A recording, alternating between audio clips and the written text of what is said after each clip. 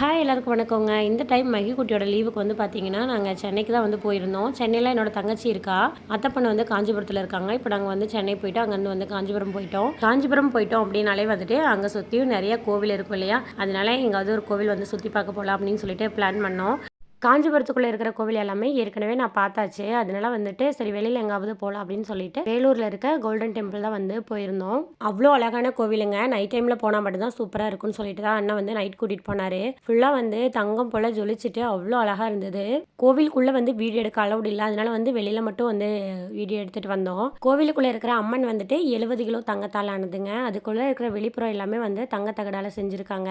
சூப்பரா இருந்ததுங்க. உண்மையாவே வந்து இதெல்லாம் சுத்தி பார்க்க வேண்டிய ஒரு பிளேஸு. அதே போல் காஞ்சிபுரத்துக்குள்ளே இருக்கிற கோவில் எல்லாமே வந்து நம்ம கண்டிப்பாக சுற்றி பார்க்க வேண்டிய கோவில் தான்.